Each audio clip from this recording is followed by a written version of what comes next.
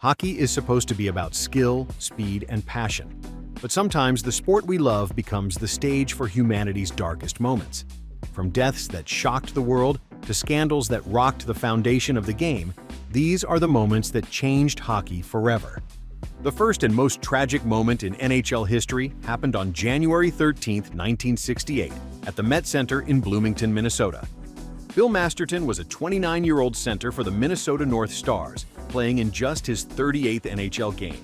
He had spent years in the minor leagues before finally getting his shot at the big time. On that fateful night against the Oakland Seals, Masterton was carrying the puck across the blue line when he was checked by two Oakland players, Ron Harris and Larry Cahan.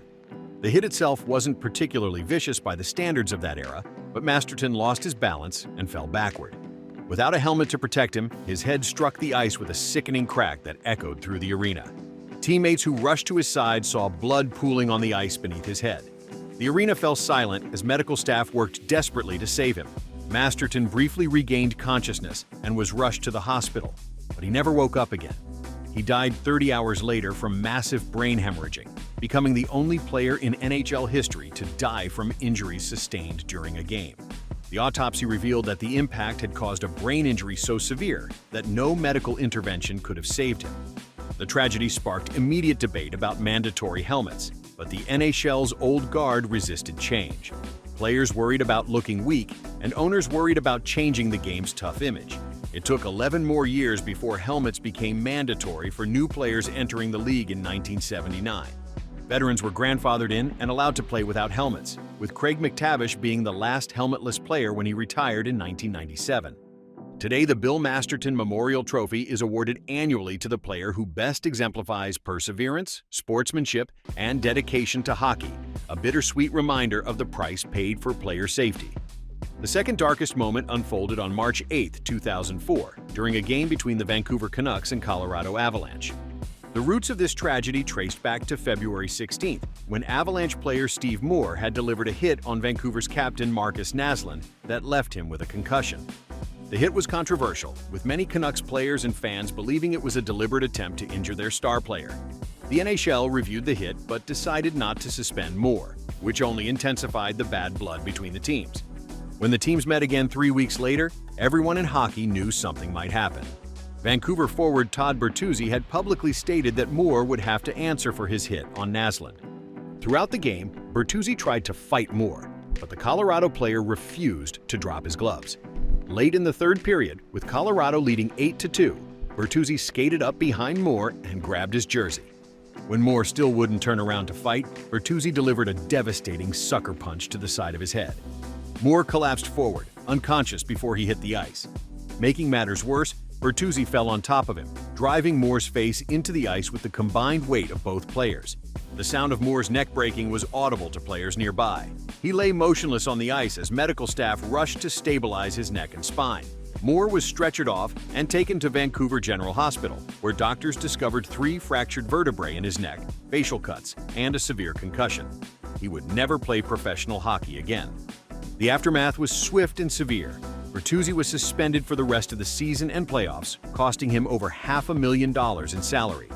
Criminal charges were filed in British Columbia, making it one of the few times a professional athlete faced prosecution for on-ice actions. Bertuzzi eventually pleaded guilty to assault causing bodily harm and received a conditional discharge with 80 hours of community service. The civil lawsuit between Moore and Bertuzzi dragged on for a decade before finally settling out of court in 2014 for an undisclosed amount. The incident remains one of the most shameful moments in NHL history and fundamentally changed how the league handles retaliation and player safety.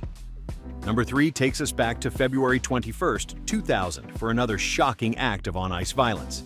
Boston Bruins defenseman Marty Msorley and Vancouver Canucks enforcer Donald Brashear had fought earlier in the game, with Brashear getting the better of the exchange.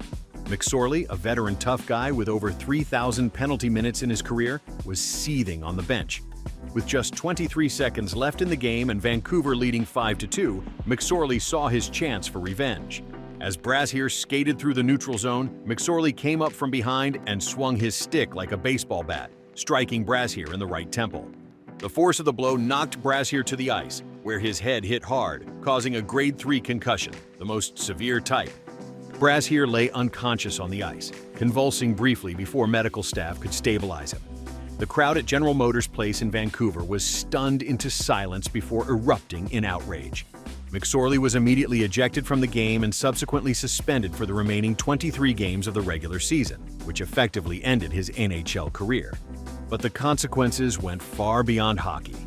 Vancouver police launched a criminal investigation, and Msorley became the first NHL player in over a decade to face criminal charges for on-ice violence.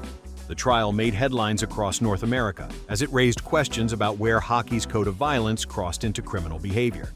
During the trial, Msorley claimed he only meant to hit Brazier in the shoulder to provoke another fight, but video evidence clearly showed him aiming for the head.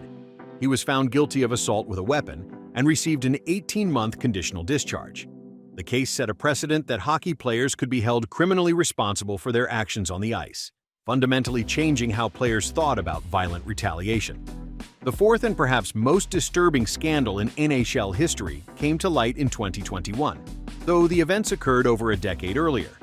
During the Chicago Blackhawks' 2010 Stanley Cup playoff run, a 20-year-old prospect named Kyle Beach reported to team management that he had been sexually assaulted by video coach Brad Aldrich.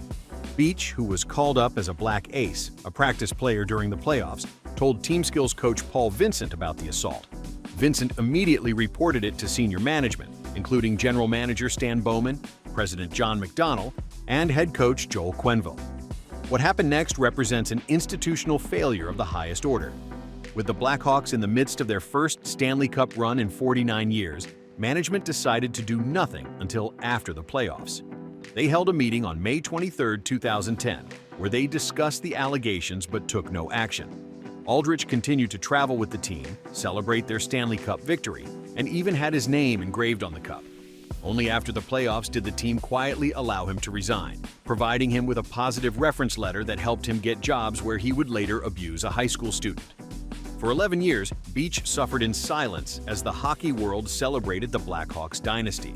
He filed a lawsuit in 2021 as John Doe, but his identity became an open secret in hockey circles.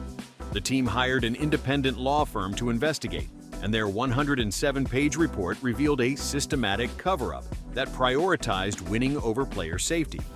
The report detailed how team executives joked about the situation, how players bullied Beach with homophobic slurs, and how the organization failed at every level to protect a vulnerable young player.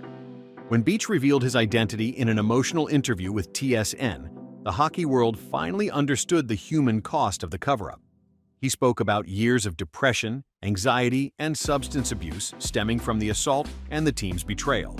The fallout was immediate, with Bowman resigning as GM, Quenneville stepping down as Florida Panthers coach, and the NHL fining the Blackhawks $2 million.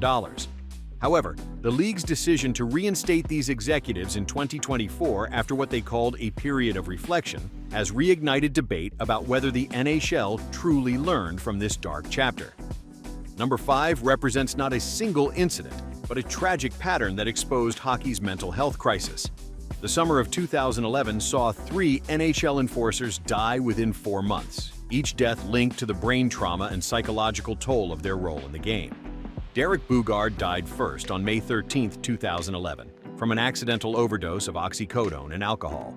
The 28-year-old had been one of the league's most feared fighters, standing 6'7" and weighing 265 pounds.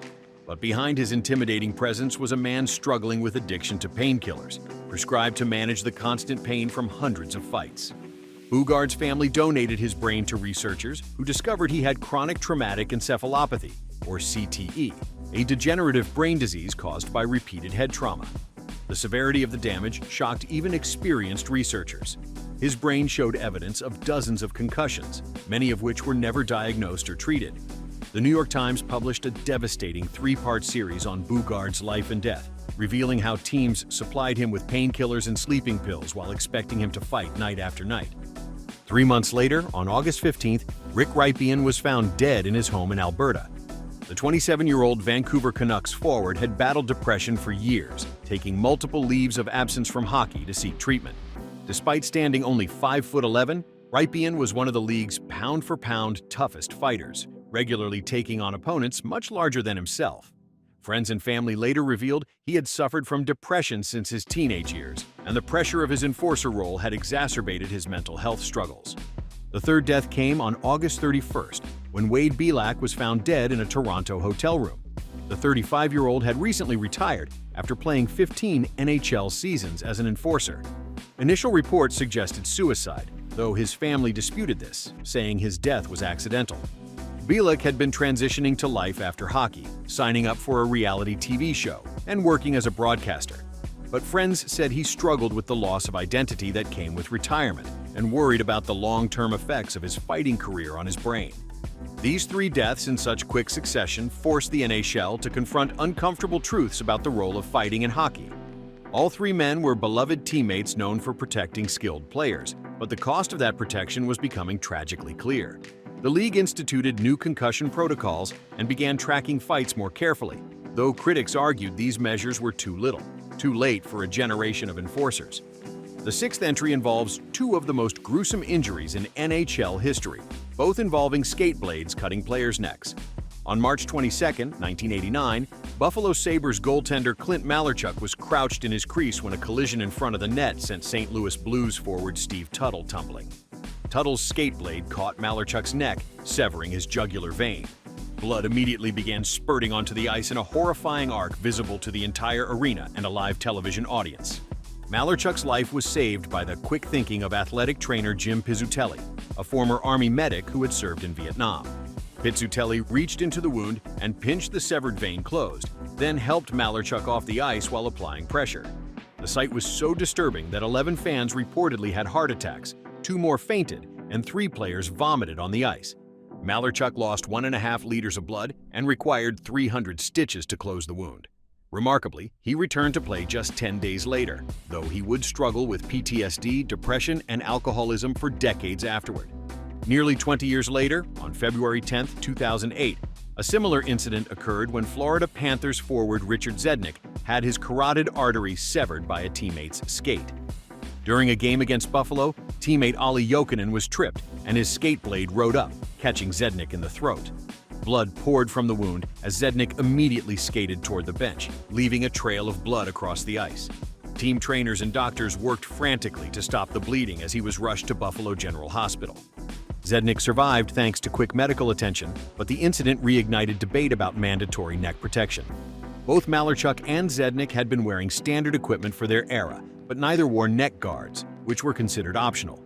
The incidents led to improved cut-resistant technology in hockey equipment and better emergency medical protocols at arenas, including mandatory trauma surgeons on standby. Yet the NHL still resisted making neck guards mandatory, citing player choice and comfort concerns. Number 7 brings us to October 28, 2023, and the death of Adam Johnson, which proved that lessons from previous tragedies had not been fully learned. Johnson, a 29-year-old forward who had played briefly for the Pittsburgh Penguins, was playing for the Nottingham Panthers in Britain's elite ice hockey league. During a game against the Sheffield Steelers, opponent Matt Petgrave's skate came up during a collision and struck Johnson in the neck, severing his carotid artery. Video of the incident spread rapidly on social media, showing Johnson clutching his neck as blood poured onto the ice. Teammates and medical staff tried desperately to save him, but Johnson was pronounced dead at a local hospital. His death sent shockwaves through the hockey world, particularly because it happened in a league where neck guards were not mandatory, despite the previous incidents involving Malarchuk and Zednik. The aftermath was swift and decisive in Europe. The English Ice Hockey Association announced that neck guards would become mandatory starting January 1, 2024. Other European leagues quickly followed suit. The incident also led to a criminal investigation, with South Yorkshire police arresting a player on suspicion of manslaughter, though no charges were ultimately filed. In North America, the NHL and its minor league affiliates faced renewed pressure to mandate neck protection, with several players beginning to wear neck guards voluntarily. Johnson's death served as a tragic reminder that hockey's most catastrophic injuries can still occur despite decades of supposed safety improvements. The eighth scandal exposed the deep-rooted racism that had long festered in hockey culture. In November 2019, Akim Aloo, a Nigerian-Canadian journeyman who had played just 7 NHL games, sent out a series of tweets that would shake hockey to its core. Aloo alleged that 10 years earlier, when playing for the Rockford Ice Hogs in the AHL, head coach Bill Peters had walked into the dressing room and used racial slurs while complaining about the music Aloo was playing. The tweets gained immediate traction, and within hours, other players came forward with their own stories about Peters. Former Carolina Hurricanes defenseman Michael Jordan alleged that Peters had physically struck him and another player during his time coaching in Carolina. The revelations painted a picture of a coach who used intimidation, racism, and physical abuse as coaching tactics. Peters, who was coaching the Calgary Flames at the time of Aloo's tweets, initially denied the allegations through team statements. But as more evidence emerged and corroborating witnesses came forward, his position became untenable. He resigned on November 29th, just 4 days after Aloo's initial tweets. Aloo's courage in speaking out opened floodgates that the hockey establishment had tried to keep closed for decades. He revealed that the incident with Peters was just one example of the racism he had faced throughout his career.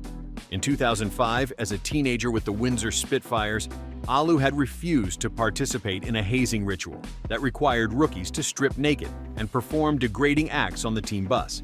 For refusing to comply, he was cross-checked in the face by a teammate, knocking out several teeth. The teammate received a 5-game suspension, but Aloo was labeled a troublemaker and saw his draft stock plummet. The Aloo revelations forced the NHL to confront its diversity problem.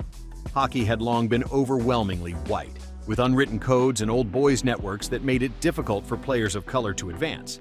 The league hastily organized its first diversity and inclusion committee and announced plans for mandatory anti-racism training. Aloo co-founded the Hockey Diversity Alliance with other black NHL players, though the alliance later cut ties with the NHL, citing the league's lack of meaningful action. The scandal exposed how hockey's culture of conformity and its tolerance for abusive coaching had allowed racism to flourish unchecked for generations. These dark moments form a pattern that reveals uncomfortable truths about professional hockey. Each tragedy and scandal exposed systemic failures in how the NHL protects its players, manages its culture, and responds to crises. From Masterton's death in 1968 to Johnson's death in 2023, from the criminal violence of Bertuzzi and Msorley to the institutional failures of the Blackhawks scandal, from the mental health crisis that claimed Bugard, Rypien, and Belak to the racism exposed by Aloo, these incidents show an organization that has consistently prioritized profit and tradition over player safety and human dignity. The NHL's response to each crisis has followed a predictable pattern of initial denial, minimal action only after public pressure becomes overwhelming, and incremental changes that fail to address root causes. Helmets became mandatory only after Masterton died. The Department of Player Safety was created only after Moore's career was destroyed. Mental health resources increased only after 3 enforcers died in one summer. Diversity initiatives began only after Aloo exposed coaching racism. Neck guard discussions intensified only after Johnson's death. Each reform came too late for those who suffered. What's most disturbing is how preventable many of these tragedies were. Other leagues had adopted helmets years before Masterton's death. The warning signs of CTE and mental health issues in enforcers were ignored for decades. The Blackhawks knew about Beach's assault and chose winning over protection. European leagues had already shown that neck guards could prevent catastrophic injuries. Yet the NHL, wedded to its self-image as the toughest game on earth, resisted changes that might be seen as making the game soft. These aren't just historical curiosities or unfortunate incidents. They represent real people whose lives were destroyed or cut short by a sport that claims to value them. Steve Moore never got to fulfill his NHL potential. Kyle Beach spent over a decade dealing with trauma that could have been prevented. 3 enforcers died before reaching 40. Adam Johnson's family buried him at 29. Behind every dark moment are families shattered, careers destroyed, and lives forever changed. The NHL today is safer than it was during Masterton's era, but that's a low bar to clear. Concussion protocols exist, but are inconsistently enforced. Fighting has decreased, but hasn't been eliminated.